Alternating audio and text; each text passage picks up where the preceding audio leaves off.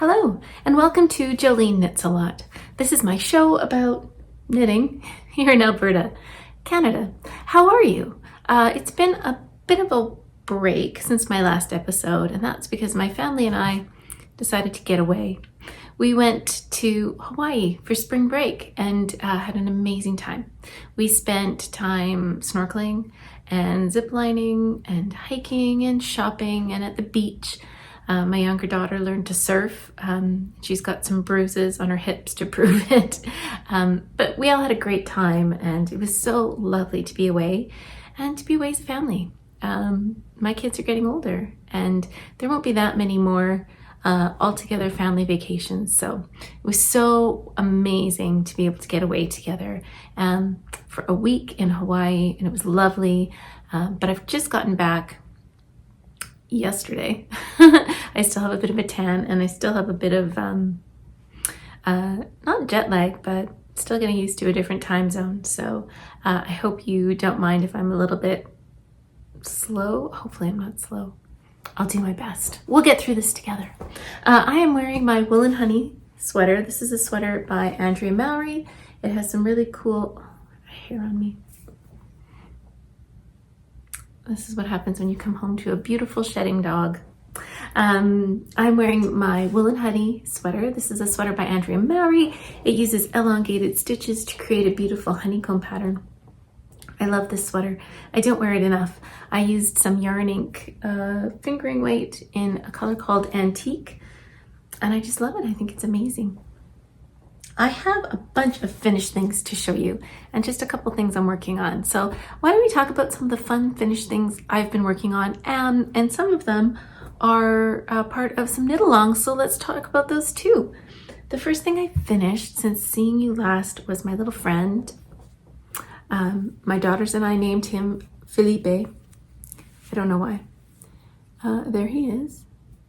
Oh, his little foot is stuck in his jeans. I'm sorry. This is a pattern by Dot Pebbles, and she has the most amazing, cute little stuffy patterns. They're adorable. And I believe she has a fox out now. So cute.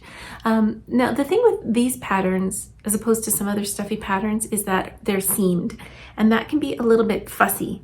Let me show you Felipe again. Here he is in all his glory. I found him not difficult to knit, but a little bit fussy to seam up. And if you take his sweater off, you may find that he's a little bit... I didn't do the best job of seaming him up in spots. But you know what? When he's all dressed, you'll never know. That's like most of us. When we have our clothes on, you can hide a lot of things. And that's okay. We're all unique and different. And there we go. So this sweater is by Dot Pebbles as well. I used some Farmer's Daughter Recollect for the green. And this little tummy is Bougie Beaver. This is left over from some project. I don't remember. Actually, it might be from my Shiftigan. And he's entered in the Beav Along, which is being hosted by Magpie Fibers. You can use any beaver colored yarn that they have out, and you get little entries for some of their give-alongs or giveaways at the end. So he's got a Bougie Beaver belly. Here it is. Boop. The sweater is using some Biche Bouche, just scraps that I had lying around. Again, the sweater pattern is also from Dot Pebbles. And now these cute little jeans that are knit in some blue yarn. I don't even know what this blue yarn is from. It might be some sock yarn I had lying around. I don't even know. It was just, I used little bits here and there. And the pants were a free pattern that I found on Instagram.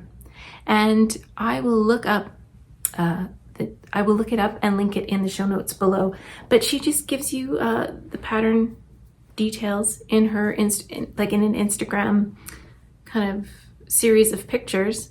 And I will link it below. So these are just some little jeans. Boop. They have some short row shaping for his caboose. I put little pipe cleaners, you can see one poking out right here, in the arms and the legs to make them a little bit more bendable and posable. And I got some eyeballs off. These are safety eyes. They're from Etsy. And I used the size recommended in the pattern. So that's my little froggy. I think he might be going to live with my nephew, Dominic, who works with frogs. It's difficult to explain. He's doing a master's degree in medical research, and he studies frogs who have a specific eye disease, working on translating the study of these frogs with eye disease to humans. But he might need a little fashionable frog, as he's a fashionable kind of fella. And that's Felipe. I also finished a pair of socks. These were some socks I believe I was working on for various sporting events. I don't know, it's where I tend to work on my socks. This is some sport weight. No, it's not. It's Cordale sock by Knitspin Farms in the Mad for Plaid colorway, which is a March colorway. And I used the same color throughout. So they've got some bullseye heels, which are, I should have got my sock blockers. I always forget them. So imagine this is on a foot, and that's what the heel looks like. Kind of fun. And those are probably just gonna go on a gift pile, as a lot of my socks have been lately, or until I wear out some socks, and then I'll just grab myself a fun new pair. So these are just some plain 64 stitch socks. I always use 2.25 millimeter needles. And then I have my March socks. Now, these are my March sock tube that I pulled out of my bag. These are some 76 stitch socks, so they will probably go to my husband or maybe a man in my life. I use some Sheepy's Metropolis for the toes, and I'm sorry I can't remember the colorway. I use the same for the cuffs. And then I used, again, the striping colorway for a bullseye heel. And what I mean by a bullseye heel is that when you have it on your foot, the rings get smaller and smaller, much like a bullseye. It's knit in the same way as I knit all of my Afterthought heels, and you can find a video on how to knit Afterthought heels here on my channel. And maybe I'll link to that video below if you're interested in trying to make yourself some bullseye heels or just some Afterthought heels for any sock that you might be knitting. So that's 2 pairs of socks off my needles in the last few weeks. I'll be fair, it's been a while. I made myself, or somebody I know, I don't know, I made a grow hat. This is a cute little hat pattern. I wish I could remember the designer. I will link her name here. It's the Grow Hat, G-R-O, and it comes in one size, but the designer does indicate that if you were to change your gauge or change needle size, you could make a bigger hat. This one I think would fit one of the lovely ladies in my life. I actually didn't block this hat, which is unusual for me. I often do, but I didn't this time. Maybe I was feeling lazy. And you can see in the pattern, you use some increases and some decreases to create sort of these leaf patterns, which are maybe hard to see on this deep red yarn. The yarn I used is some John Arbon's Devonia, which is a British breeds yarn, and it's called, the colorway is called Bleeding Heart. And this will likely also go on the gift pile. The Prairie Fiber Festival, which is held in Lacombe in September, often collects hand knits for people in need, or who are experiencing homelessness, or just don't have warm clothing to get them through a cold prairie winter. So this hat may just go in that pile. And I have enough yarn actually to knit another one. So I may just do that and put them in the gift basket, or in the set them aside for the Prairie Fiber Festival. Yeah, I may actually, because I have so many pairs of socks with my sock tube project for this year, I may just collect a few pairs of socks and put them in there as well. What else have I finished? Aha, I have 2 sweaters. One you have seen, one you have not seen. Maybe let's start with the one you've seen. I finished almost my Shiftigan sweater, and here it is. The only thing it needs is some buttons, which is the reason I'm not wearing it today. But I thought I would pull it out and just show you the steeking process. So here's the outside, the little button bands. I used the button technique from Patty Line's knitting bag of knitting tricks. I will also put that title here. It's a great book. It's got so many great tips and tricks and techniques. So I used the buttonhole from her book. It looks like this. And the one thing I like about it is you don't get like these gaps. With some buttonholes you can get a bit of a gap at the beginning or at the end. And for this one I found that I really didn't. So that's great. Let's get to the steek part. I think I have some pictures here of my crocheting. I used the crochet technique and I used a white thread. This is some West Yorkshire spinners, just a really strong woolen fingering weight yarn to crochet some stabilizing, I'm not even sure what we call them, some rows of crochet to stabilize the stitches before I cut them. How about that? All of this is included in the Kate Davies steek tutorial, which I highly recommend if you were ever going to steek anything. I refer to it every time I do a steek because I find it reassuring. It's like Kate's holding my hand.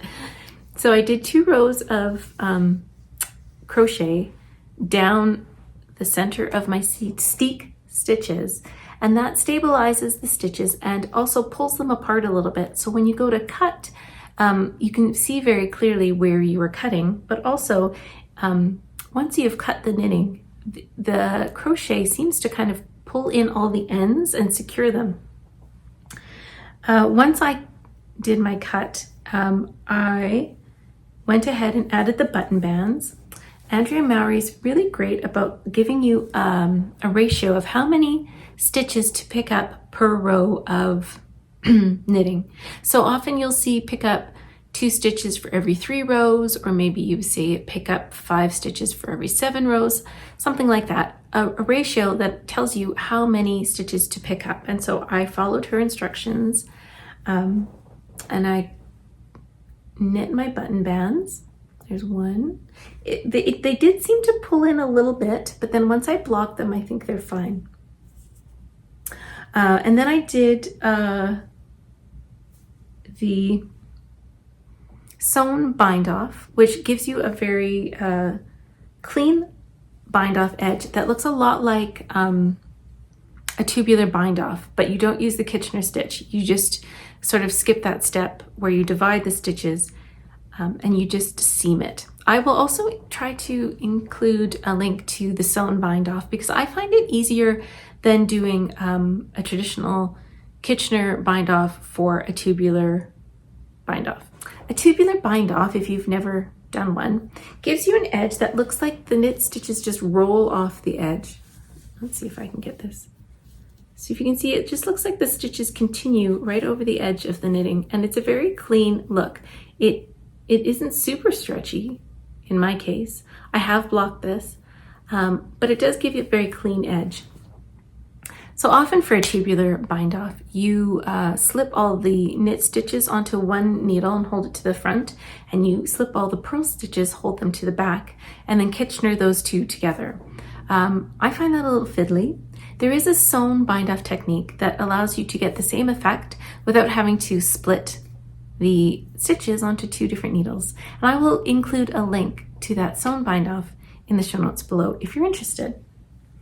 So once I did my button bands and I did my sewn bind off, I used the yarn to just whip stitch down my my steeks, my little flaps of knitting that were held to the inside. This is not fancy. I just did a whip stitch. Some people will do blanket stitch, and I've tried that before. It turns out I'm not very good at it. So I thought simplest is best. And that is my sweater. It's all blocked. It's ready to go if only it had some buttons. I promise I will have buttons for you next time. That's my Shiftigan. And my final finished object is a test knit that I think I told you about a couple weeks ago. There was an Instagram post by Stephen West a number of weeks ago asking if anyone was interested in knitting a puppy sweater as a way of test knitting his new patterns for puppies. He has several sweaters that have just been released, and I was lucky enough to test knit the Brioche Puppy Sweater. Let me show you what it looks like. This is a sweater for my dog Blue, so maybe it's no surprise that I chose this color. Wow, those colors really stand out. It's a brioche sweater. It's knit from the neck down or top down. This is the back of it. And you see there's increases that lead out to the sleeves. The whole thing is knit to the bottom, and then some short rows are used in garter stitch to lengthen it because most dogs require a little bit more length on the back, partly just because of their anatomy. And also I have a boy dog and I wanted to make sure that he wasn't going to pee on his sweater. So I made sure that the bottom or the back side of the sweater extended further than the front side so that we wouldn't get any accidents. There are some tiny little sleeves that are knit in brioche, and everything is finished with an I-cord bind off. Because my puppy is of the short-legged variety, he needed some shorter sleeves. And so I went with that option, and here it is. I love the bright blue against the sort of icy greeny blue pale color that I chose. I just think the contrast is great. And I do have enough extra yarn to knit another of the puppy sweaters in this collection. I used some acrylic yarn by Sirdar.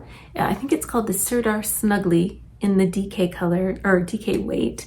I wanted something that I could throw in the washing machine and the dryer and not worry about, especially because my dog is a low rider and this is likely to get dirty.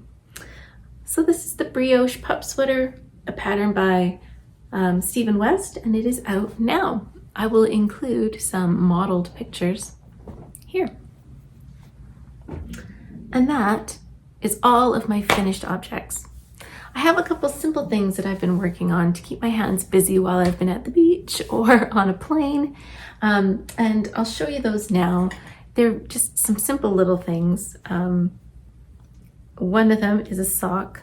I think I started this at the beginning of a soccer tournament because, you know, I'm always watching some kind of sport, it seems. This is some mustache yarn, I believe. Yes, mustache yarn in the Woodstock 50 colorway. This is a colorway that is to celebrate the 50th anniversary of the Woodstock Festival, and each color represents one of the bands that performed at Woodstock. And I don't think I've gotten through a full repeat yet. Or maybe I'm very close. No, I don't think I have. So we're still working through all of the many colors of Woodstock 50. And this, is, again, will just be a simple sock too. I'll throw some afterthought heels in at the end, probably of the same colorway. And this will keep me company at a volleyball tournament this weekend. So that is just a simple sock. Again, 64 stitches on some 2.25 millimeter needles. My Shiftigan sweater is part of the DRK March to May knit along, where we're all knitting sweaters or shawls designed by Andrea Mowry in the months of March to May. So that's all completed. I'm also going to be using it as an entry or a way to participate in the Beav Along, which is a knit along hosted by Magpie Fibers, where we knit delightful things out of their beaver collection yarns. Felipe there gets an entry. My sweater gets an entry because it's knit in Bougie Beaver. And finally, I started another little project as a part of the Beav Along. Now this is a pattern I am knitting by Petite Knits. I am a big fan of Petite Knits, her simple classic patterns are just wonderful. And this is going to be the June tank top. There are two versions of this tank top. One is knit in a DK weight yarn and the other is knit in some fingering weight. I'm doing the DK version, but I'm using a sport weight yarn, classic. And the yarn I'm using is called Equinox Sport. Equinox is a yarn by Magpie Fibers, and it is a silk and linen blend. And so it's got a beautiful drape, and the color I'm using is a little bit bougie. I did start this on the plain and knit a bunch of it and then realized that I had knit or cast on the wrong size. It was going to be too big. So I frogged it and I started again. And it's just a plain stockinette stitch tank top that is knit from the bottom up. So I'll let you know how this goes, but I do have a couple inches, and I think, I'm not sure if I'll take this to volleyball or not. It's just some plain stockinette stitch knitting. So it'll be fun to just work on, but it is silk and I want to be a little bit more precious with it. Do you think you have to be more precious with silk? I'm not sure. Maybe I don't. But I think socks are an easy thing to bring because they're tiny and I can fit them in my bag quite easily. So this is going to be the June top by Petite Knits, knit in a little bit bougie, a silk and linen blend called Equinox Sport by Magpie Fibers. And that is all of the things I have been working on lately. How about you? I hope that wherever you are, you have some fun projects to work on that are keeping you busy and delighted with the work of your hands. I know I'm really happy with all of the things that I've finished. I'm looking forward to trying this sweater on my dog again. I'm not sure if he loved it. He does get a lot of floof sticking out, so that's fun. But I hope that you find fun things to work on, whether that's a tiny frog or a brioche dog sweater or just some plain socks. I hope that you find time to do the things that you like to do. I know I plan on knitting a lot. I'll see you soon. Bye.